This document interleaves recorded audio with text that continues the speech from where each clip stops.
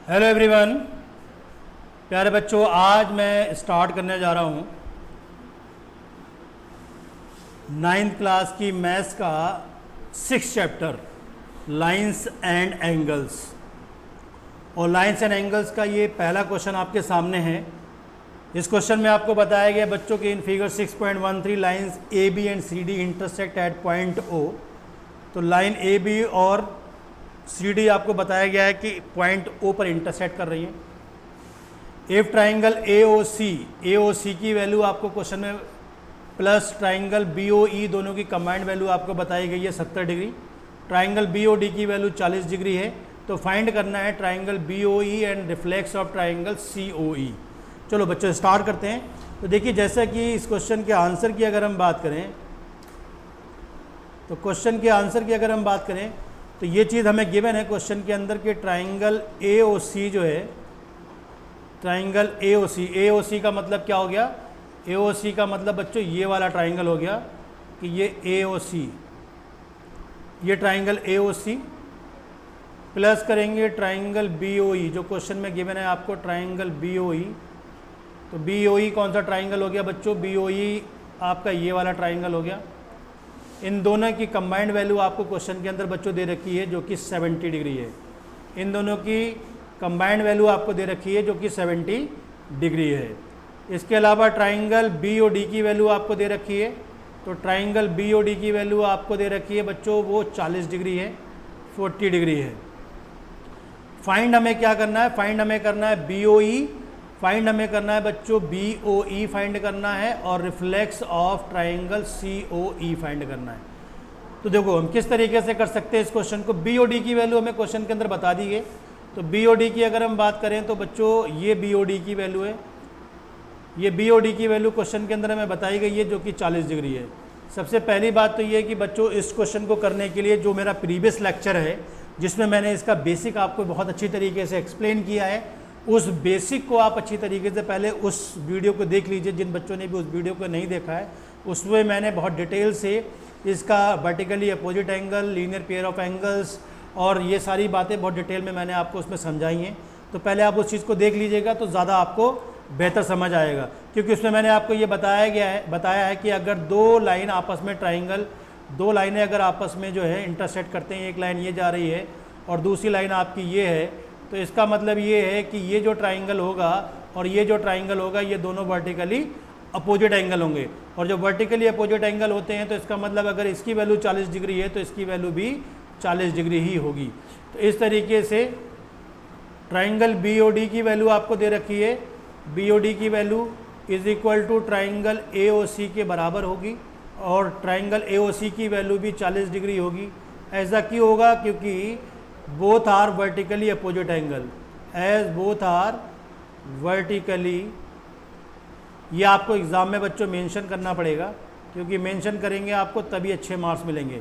तो these are vertically opposite angle, ठीक है। तो बी ओ डी की वैल्यू भी अब हमारे पास आ गई है जो कि 40 डिग्री है। बी ओ डी की वैल्यू भी बच्चों हमारे पास आ गई जो कि 40 डिग्री है। अब बड़ी सिंपल सी बात है, जब ए और सी की वैल्यू हमारे पास आ चुकी है, बी ओ डी की वैल्यू भी 40 डिग्री है, ए ओ सी की वैल्यू भी 40 डिग्री है, यानी कि इस तरीके से ए ओ सी की वैल्यू बच्चों क्या निकल कर आ गई? ए ओ सी की वैल्यू निकल कर आ गई 40 डिग्री।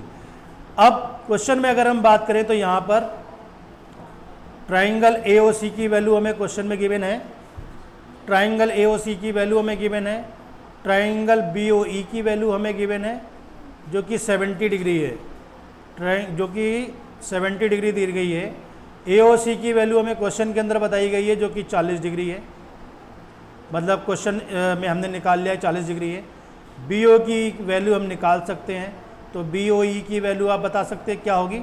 तो बड़ी सिंपल सी बात है, ट्राइंगल बी ओ की वैल्यू, ट्राइंगल बी ओ ई की वैल्यू जो है, ट्राइंगल बी ओ ई की वैल्यू जो होगी वो क्या हो जाएगी बच्चों? 70 degree minus 40 degree is equal to value हो जाएगी कितनी? 30 डिग्री।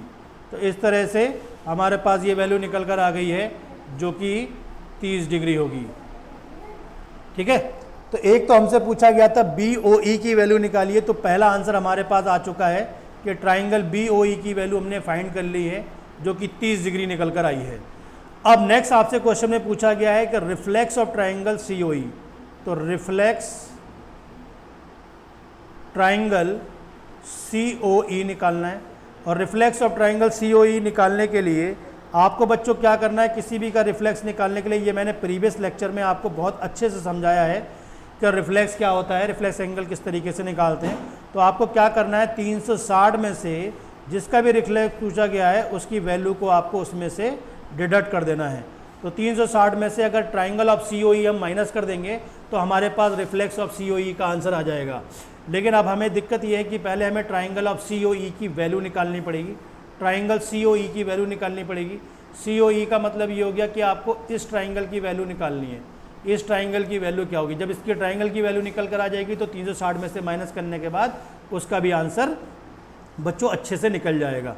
ठीक है, तो यहाँ अगर हम बात करें तो हम ये कह सकते हैं, देखो ट्राइंगल AOC प्लस ट्राइंगल, क्योंकि A और B लाइन है ऐसा क्वेश्चन में गिवन है, तो जाहिर सी बात है triangle COE plus triangle BOE ये इक्वल टू हो जाएंगे किसके, 180 डिग्री के। क्यों 180 डिग्री के हो जाएंगे, क्योंकि ये लीनियर पेयर ऑफ एंगल हो जाएंगे।